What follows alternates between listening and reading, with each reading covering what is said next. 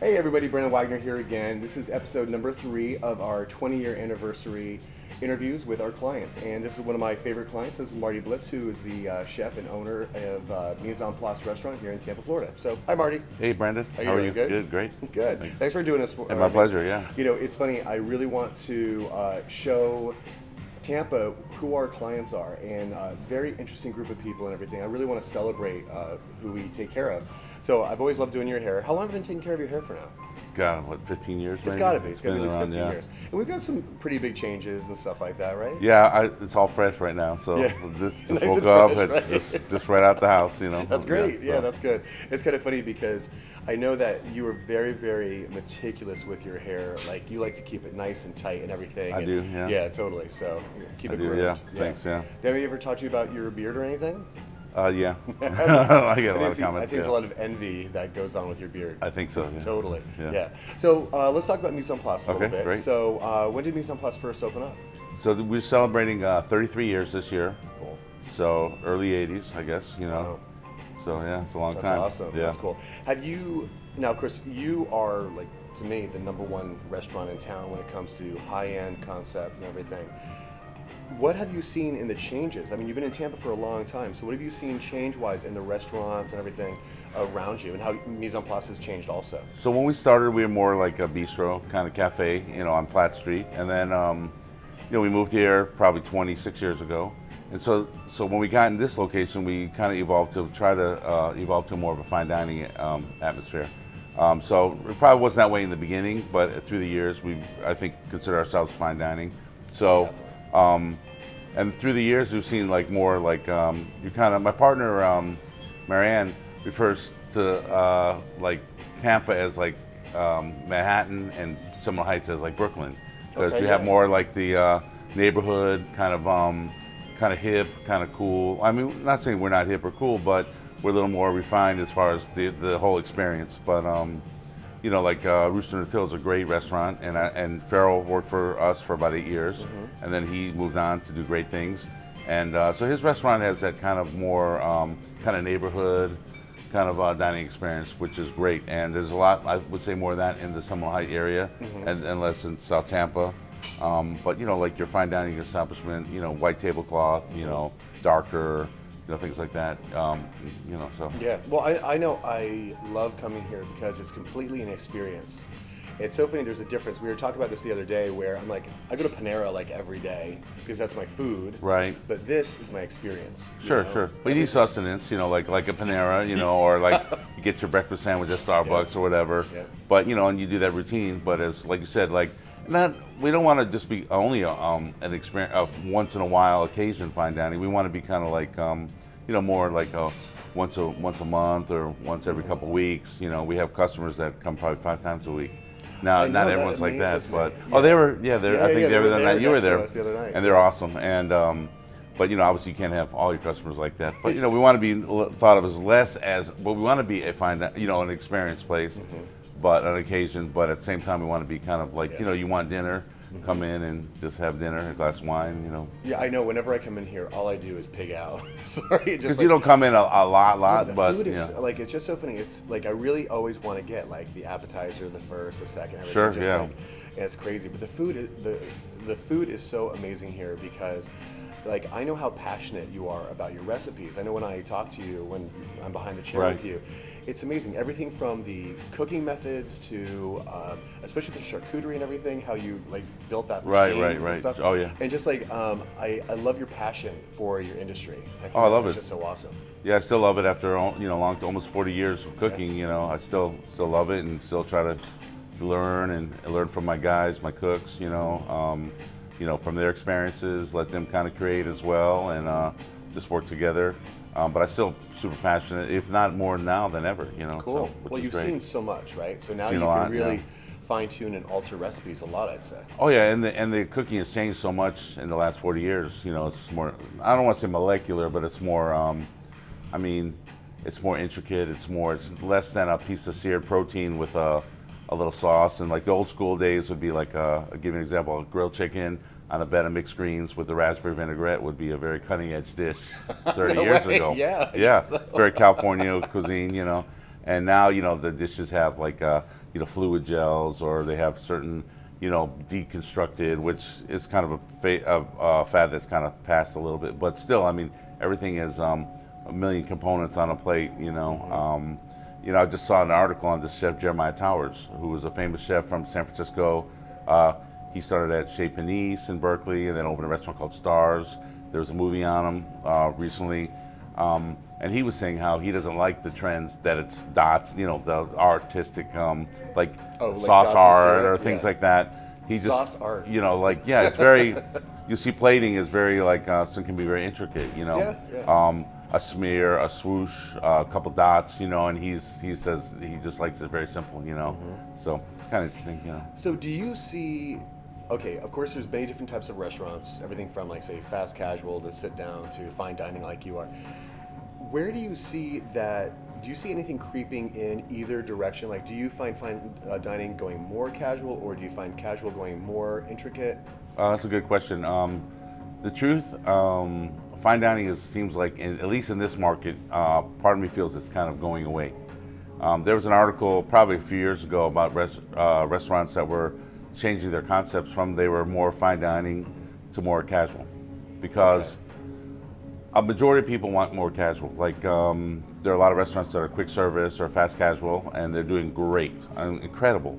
And restaurants that are not fine dining, that are maybe small plate driven or sharing plate, are doing great.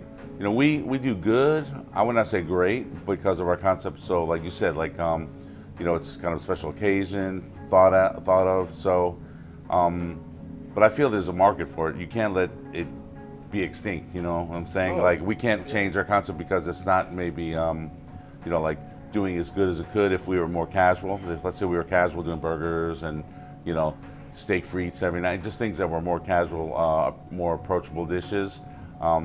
It'd be exciting for us. So we do it because we love what we do, not because. But yeah, to answer your question, yeah, definitely there are a lot more of the casual style restaurants, and they do great. Yeah. But what I think is interesting, how you want it to be interesting, and that's what I love about here is like the combinations, like even like something as simple as the lobster poutine that you've got on there, even the hanger steak and the chimichurri and stuff like that. The presentation, it's a regular dish, right? A hanger steak and everything, but your presentation just changes it up and everything.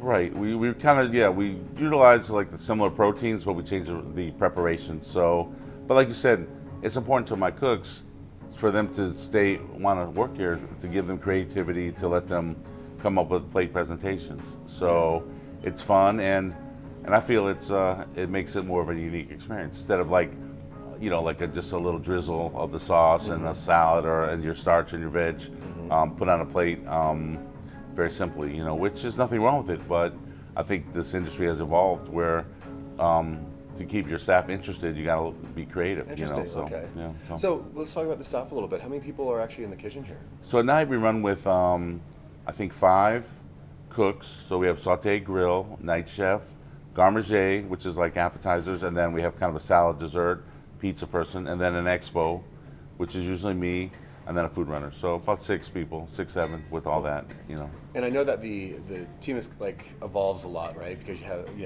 one thing that was interesting that you had mentioned, another person had opened up another restaurant, right. And you and I go through the same experience because people work with us for a period of time, they gain experience and everything, and then they have a tendency to go off and do the wrong thing. I know that for myself, sometimes at first I was always upset about it because I was bummed out. I was like, I invested so much in these people. But the thing is, now Tribeca has spawned at least 10, maybe 15 salons in town from people who've done very well for themselves within Tribeca and then moved out and created their own concept and everything. So same thing happens with you, right? So I mean, people have to move on. Like you, I felt kind of a little resentful, kind of a little bitter about it. But I mean, that's just the nature of the industry, of all industries, I guess. People want to move on and kind of do their own thing, which is respected that they can do that. Yeah. And then, now it's been long term, like for you, that it kind of feels good that you've, a lot of people that have worked under our umbrella have kind of went off to do great things, And one thing you got to consider is that you made Tampa cooler because of that, right? I think so. You made more interesting restaurants. I think so. Yeah. These people worked with you, learned from you, and then started their own thing. I think so. Yeah, it's kind of a cool thing, you know. Yeah, Also totally. says that I'm kind of old, but you know, but I'm okay No, with we're that. just wise now. Yeah, wise. Yeah. Oh, I gotta remember that. Yeah. Well, so as a small business owner, you have several different concepts and stuff that you're working with and everything. So Yeah. that's got to be difficult. So what are the other projects that you have running? So we have Mise En Place is the mothership, I call it, and this is where I kind of like to be. But we have a restaurant, a cafe in the airport called the Mise En Place, the cafe by Mise En Place in the airport. It's in the international wing, so Gate F.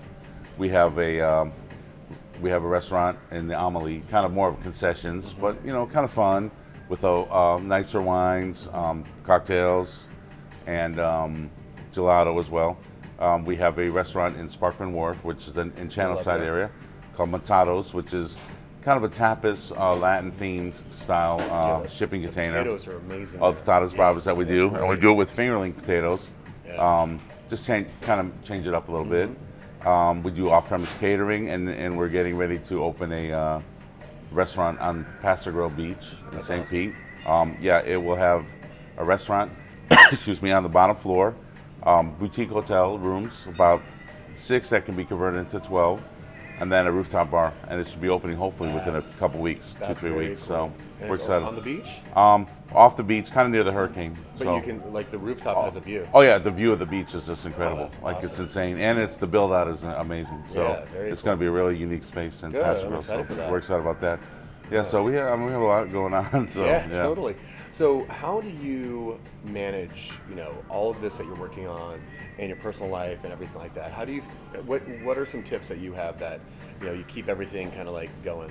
Well, for me, I feel like you got to have somewhat of a personal life. The quality, just why work so hard if you can't have fun, Yep. So I employ great people, so we're fortunate to have a great staff, and then for all these projects, we try to get really awesome people to run them.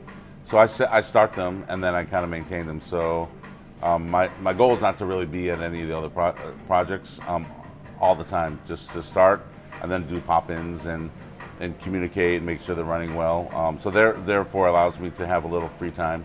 So I work hard here, but we're closed Sundays and Mondays. I get out a reasonable time at night. So I'm not the first one in, and I'm not the last one to leave. So it's a pretty good balance. Right? It used to Now, be, yeah. now, but in the beginning it was a lot. Yeah, But of I course. paid my dues, and I feel after 33 years that I want to have a kind of a nice schedule. The only downfall of being so hands-on, I don't travel as much as I would like, but I mean, I still got plenty of time for that. So. Yeah, totally. So, yeah. But it's interesting though. My last interview was with Brian Adams, who does photography and production and such.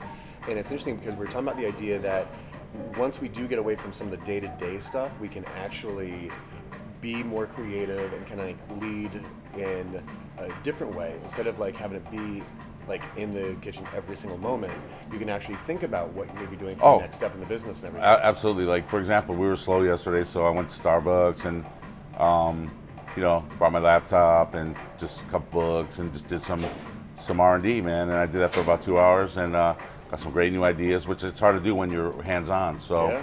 you need that time because that's my role in the company is to create menus and concepts. And so having that, like you said, that some of that time where you're not like physically on the line cooking or expediting, where you have time to think and where you're not so burned out where your mind can't think. So had a nice time, get a nice cup of coffee, sit down, just put on some good music and just, start getting those creative juices flowing, Cool, So. that's awesome. Where do you find your inspiration from? I get inspired by a lot of things, by, my other fellow cooks, the excitement for the industry, it pushes me to be creative. I go out to eat, I try something new. I like different cuisines, so that pushes me to maybe modernize, like an authentic Thai cooked dish, make it more new American, So, yeah, it's a lot of things. I'm very self-inspired, so. Cool. All right, awesome. It's funny. I love when you say the word protein. It's so funny because someone's a chef. Oh, yeah, but yeah. They don't say it's like meat. Oh, yeah. It's protein. Sure, yeah. Where does it even come from anyway?